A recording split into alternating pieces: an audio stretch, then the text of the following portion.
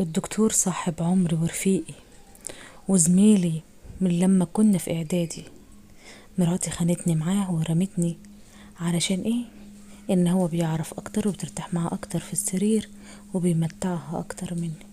قصة النهاردة قصة حقيقية من واقع الحياة، بحكيها النهاردة شاب وبيقول: انا شاب زي كل شباب، اتجوزت من 5 سنين من بنت اعرفها كويس واهلها قريبين مني، يعني ما احناش غرب من بعض. حبيتها وحبتني وارتبطنا زي اي اتنين عادي خالص. بقالنا 5 سنين وبيننا ما شاء الله بنوتة زي القمر. الحكاية وما فيها، انا ليا صاحب وصديق عمري من مع بعض من اعدادي، هو الحمد لله بقى دكتور ومبسوط قوي ومركز وما شاء الله عليه، وانا الحمد لله برضو اخدت كلية كويسة مش وحشة. اتجوزت وعشت زي اي حد. صديق عمري ده طبعا جه في الفرح، كان لابس بدلة وشياكة. سلمت على المدام وعرف، قلت له دي مراتي، ده صاحبي ورفيق عمري. المهم ان هم اتعرفوا ببعض. بعد كده عادي عدينا اول 3 4 شهور مفيش اي مشاكل، الامور يعني مظبوطه تمام التمام. جت بعد كده انا تعبانه شويه ومحتاجه ان انا اروح اكشف.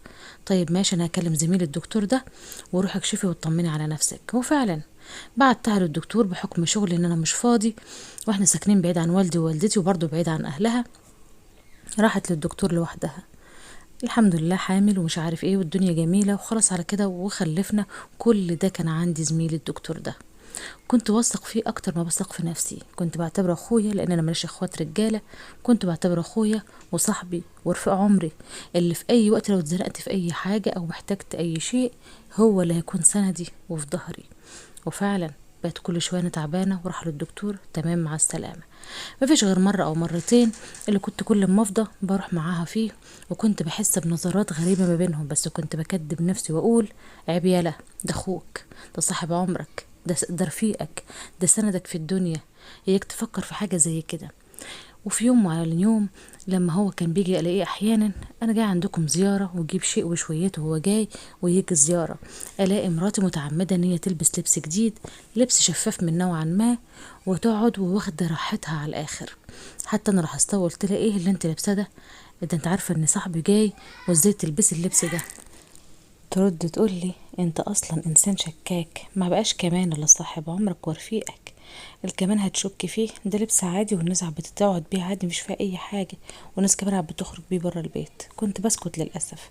وكان بيجي صاحبي كانت عينيها ما بتتشالش من عليه، واحسن حاجه عندها في البيت تقدمها وتحطها له. وبرضه كل شويه لاحظت ان هي بدات التليفون بتاعها غيرت الباسورد بتاعه. عرفيني الباسورد يا بنتي، عايزه اعمل محادثه منه سريعه. تقول له: لا، ما اقدرش ان انا اعرفه لك، ده خصوصيات بقى حريم. وتعمل لي حاجه مختلفه كل مره. وفعلا ما كانتش بتعرفني الباسورد بتاعها. طيب يا بنتي هعمله انا بالبصمه. تقول لي: لا، ما تعملوش بالبصمه بتاعتك، انا برضو خصوصياته مش هعرف حد عليها. هو انا غريب؟ ده انا جوزك. تقول لي: ماليش دعوه، المهم ان انت مش هتمسك تليفوني وبس. كنت اعمل معاها مشكله في مشكله، وكانت برضو تفضل عناديه والعند ماليها وما ترضاش تخليني اعرف الباسورد بتاعها.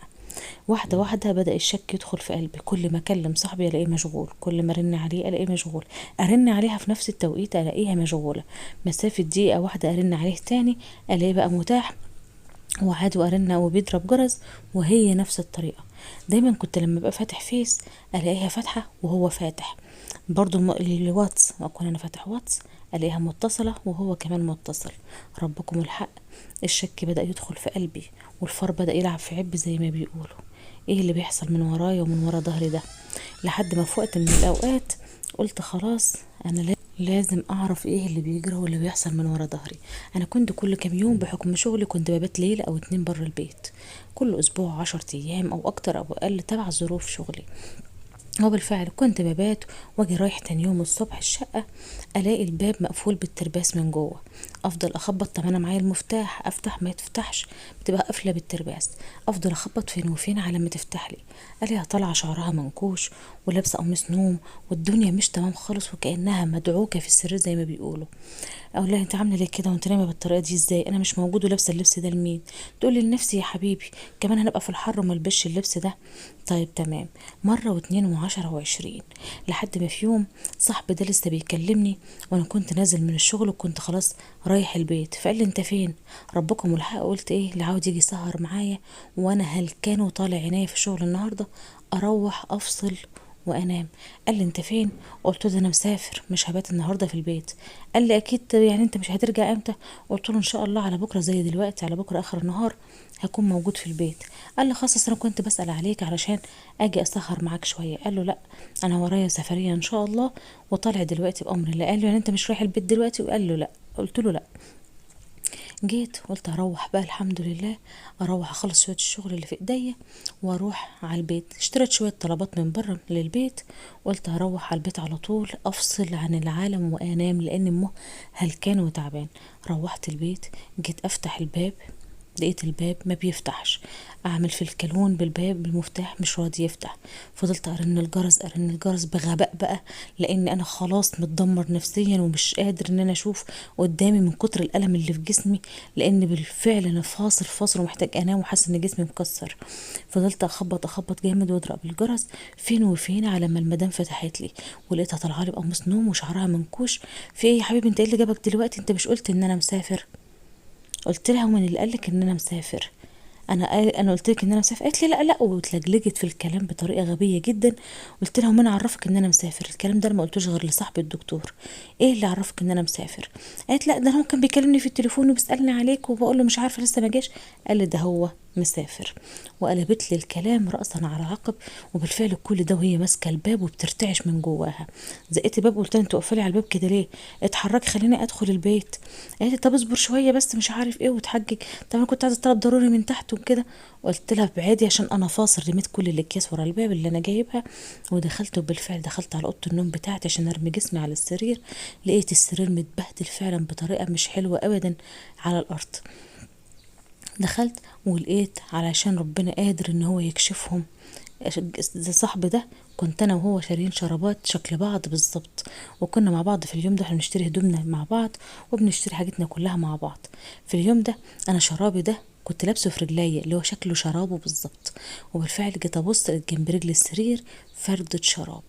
الشراب ده جه منين وهو اصلا مش بتاعي؟ لان بتاعي في رجلي وانا هو شارين نفس اللون ونفس الماركه بالظبط. وطيت على الارض ومسكت فردة الشراب وبصيت فيها، عرفت ان هي بتاعته. وكمان ريحه الشراب باينه ان هي لسه مقلوعه من رجلين حد. فضلت قلت لها فردة الشراب دي جت منين؟ فردة الشراب دي جت منين؟